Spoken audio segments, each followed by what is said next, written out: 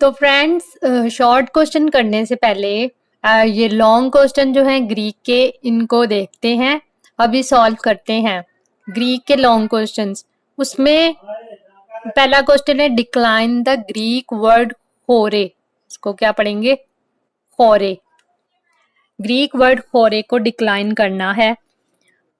होरे वर्ड, इसको मैं अभी पास रखती हूँ।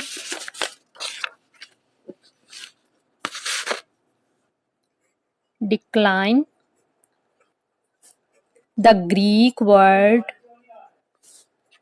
होरे, ऐसे लिखा हुआ है हो रे। ये ही है अल्फाबेट्स में से, ओमिक्रॉन है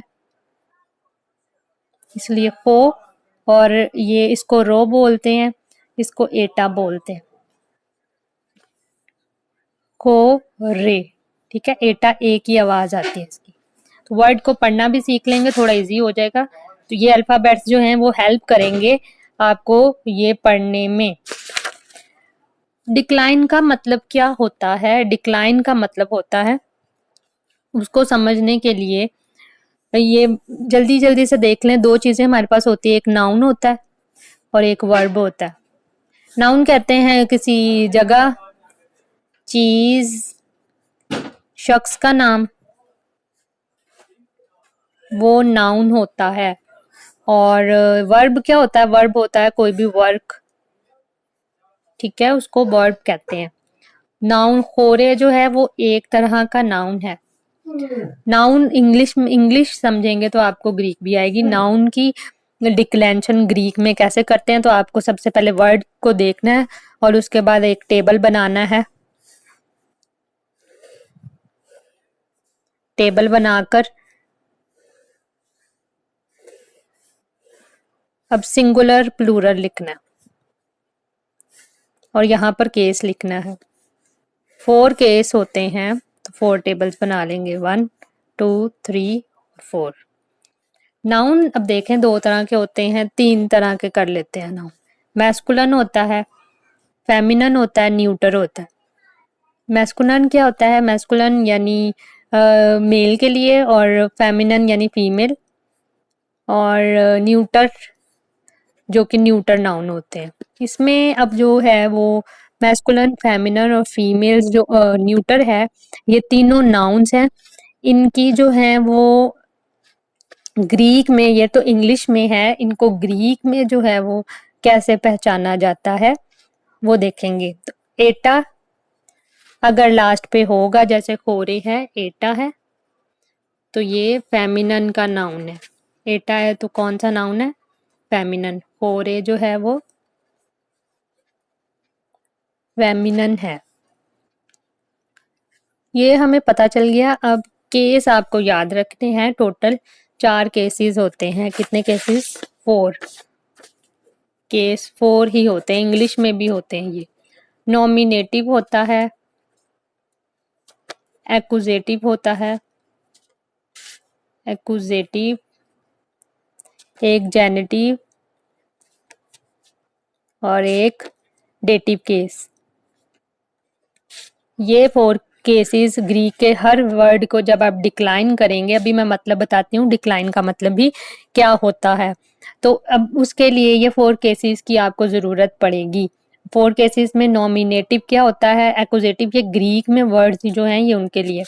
इंग्लिश में इसको कहते हैं नॉमिनेटिव अगर कोई सब्जेक्ट है, एक्यूजेटिव ऑब्जेक्ट के लिए होता है। जेनेटिव होता है, इसको ऑफ भी कहते हैं। इसका सिंबल मतलब जेनेटिव केस में ऑफ आता है, यानी किसी चीज की पोजेशन या मलकियत शो करने के लिए। ऑफ, ऑफ बुक, ये उसकी बुक है, का, की, के, ठीक है, तो मतलब उसकी चीज है, मलकियत, जेनेटिव केस। डेटिव में 2 यूज होता है और 4 यूज होता है। तो ये इसकी पहचान है। डेटिव यानी to, go to school, go to school. For walk, I go for walk, ठीक है। तो ये चीजें हैं, 4 केसेस होते हैं, इनको आपने याद रख लेना। इसको याद रखने की ट्रिक, सब्जेक्ट यानी वो चीज जिस पर काम हो रहा हो, तो नॉमिनेटिव सब्जेक्ट होता है हमेशा। ठीक है, तो नॉमिनेटिव जैसे किसी का नेम भी होता है, तो उधर से याद रख लें कि ये एक सब्जेक्ट है। जैसे नोमान एक नेम है, तो इसका जो नॉमिनेटिव है इसलिए वो सब्जेक्ट होता है। एक्यूजेटिव ऑब्जेक्ट होता है जेनेटिव और डेटिव केस। अब यही 4 केसेस को आप यहाँ पर लिख लें। पहला शॉर्ट फॉर्म में लिखूंगी, नॉमिनेटिव, एक्यूजेटिव, जेनेटिव और डेटिव। डिक्लाइन का मतलब होता है कि किसी एक वर्ड को ऐसे डिक्लाइन करना, मतलब कि उसको किसी चीज में डिस्ट्रीब्यूट कर देना।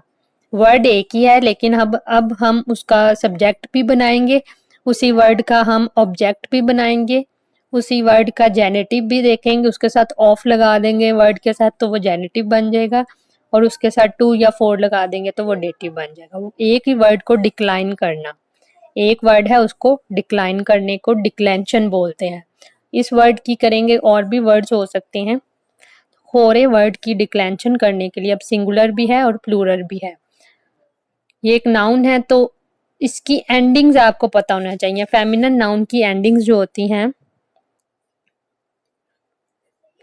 फेमिनिन की एंडिंग्स मैंने बताया था ना, जिस तरह वर्ड है, जैसे वर्ड है बिब्लियन, बिब्लियन ये एक वर्ड है, तो ये तो उसकी स्टेम हो गई, और एंड पे जो 2 वर्ड्स होते हैं वो उसकी एंडिंग है। जैसे एक और वर्ड है, इसमें एक और वर्ड आ जाता है, जैसे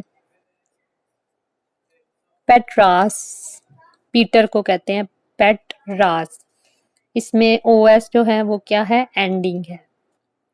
वर्ड बाकी सारा का सारा सेम रहेगा, सिर्फ एंडिंग चेंज होगी। जैसे कि अभी हमारा वर्ड कौन सा, खोरे है, तो हो रे। फेमिनिन में सिंगल एंडिंग है, कभी कभी डबल भी है, लेकिन होर जो है वो याद रखना है, ये स्टेम है, और एटा जो है वो एंडिंग है। एंडिंग चेंज होगी, बाकी सारा वर्ड आपने यहाँ पर सेम लिख लेना। और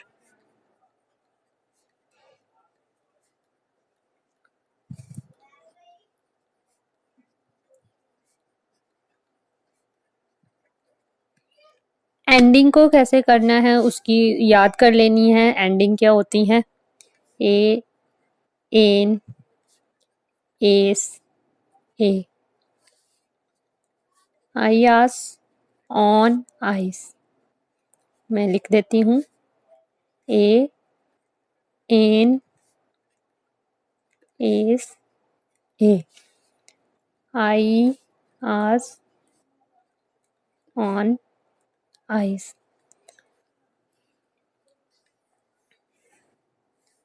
ये आपकी एंडिंग्स हैं, ये सिंगुलर की है, ये प्लूरल की है।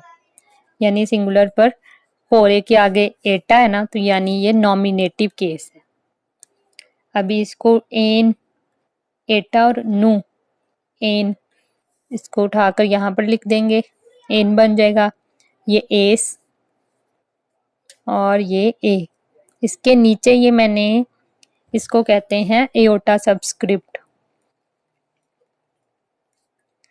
सबस्क्रिप्ट, एटा के नीचे एओटा सबस्क्रिप्ट, की ओमिक्रॉन रो, और इसके आगे अब आई लिखना है। ये दोनों वर्ड का मीनिंग है आई, इसको बोलते हैं I, as, sigma, alpha sigma, on, ice. तो आपने इतना लिख कर आना है पेपर में, तो ये लिखेंगे तो आपको कंप्लीट मार्क्स मिलेंगे। ठीक है, होरे, होरेन, होरेस, होरे, होराए, होरास, होरॉन और खोराइस।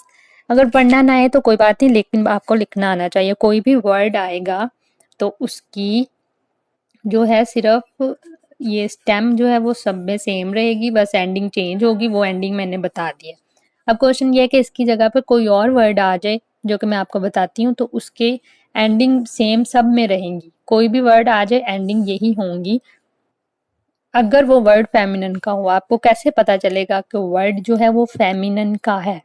क्योंकि उसकी एंड पे एटा लिखा होगा। अभी कोई भी एक मैंने वर्ड बताया था जिसके एंड पे ऑन था, तो क्या ये फेमिनिन है? नो, ये फेमिनिन नहीं है। ये फेमिनिन है? नहीं है। ये वर्ड फेमिनिन है। क्योंकि इसके एंड पर एटा लिखा हुआ है। एटा का मतलब है कि ये वर्ड फेमिनिन है। अगर ओस लिखा होगा तो ये वर्ड मैस्कुलिन है। याद रखें, यही वर्ड के एंड पे ओस के अलावा कोई चीज नहीं आएगी। अगर ओस आएगा तो मैस्कुलिन होगा, ऑन आएगा तो वर्ड होगा न्यूटर। बस आपको एंडिंग्स याद रखनी है इन तीनों की, ऑन, ओस और ए। एटा की मैंने आपको सारी की सारी बता दी हैं कि क्या है। ए, एन, एस, ए, ऐसे ही आपने जुबानी याद कर लेना है। नीचे अयोटा सबस्क्रिप्ट, उसके बाद आई, आस, ऑन, ओमेगा और आइस। ये एंडिंग्स आपने याद करनी है जो कि सेम रहेंगी। एक वर्ड की और प्रैक्टिस करते हैं। Question number 1, decline the Greek word कोरे। ये आपका क्वेश्चन हो गया। इसमें वो टेबल बनाना है, 4 केसेस लिखने हैं, सिंगुलर प्लूरल करना है। दूसरा क्या, generative case of the following noun. इनका तीनों का जेनेटिव केस लिखना है। केसेस मैंने आपको आगे बताए हैं। केसेस कितने होते हैं? 4 होते हैं। इसमें से ये जेनेटिव केस लिखना है आपने।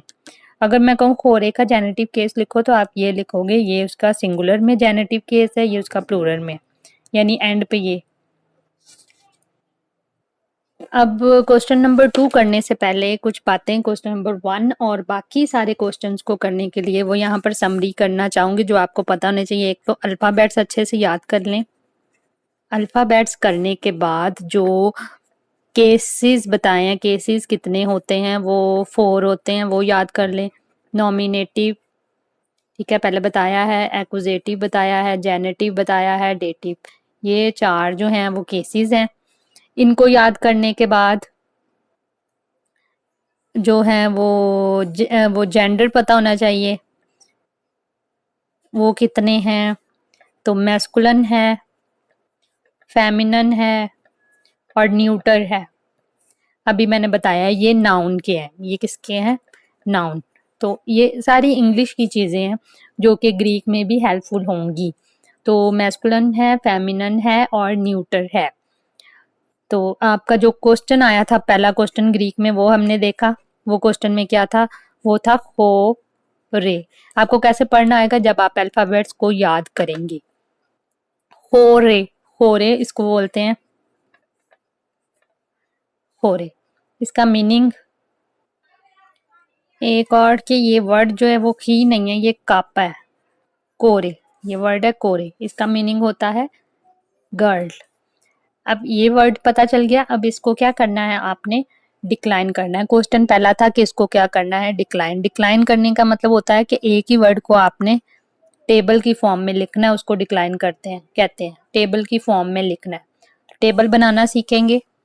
टेबल में सबसे पहले क्या था? आपने किया था कि कॉलम्स बनाने, एक सिंगुलर का, एक प्लूरल का, और जो है वो केसेस लिखने हैं। यहाँ पर कौन कौन से केसेस किए थे हमने?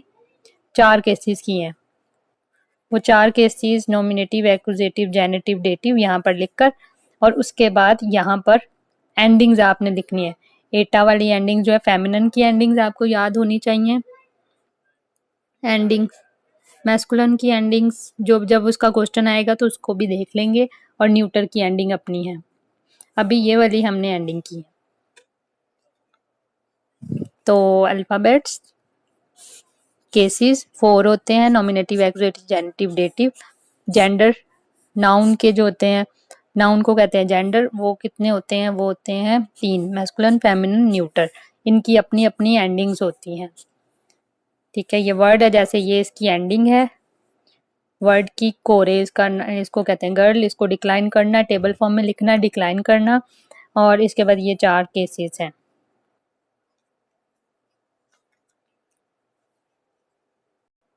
क्वेश्चन नंबर 2 उसमें लिखा हुआ है कि वेट मैं बताती हूँ। Right generative case of the following noun. आपको 3 नाउन दिए हुए हैं, उसका जेनेटिव केस लिखना है। जेनेटिव केस किस किस किस का 3 वर्ड्स हैं। एक वर्ड है आंथ्रोपोस, एक है लोगोस, एक है बिब्लियन। 3 वर्ड्स हैं, इसकी एंडिंग से आपको पता चलेगा।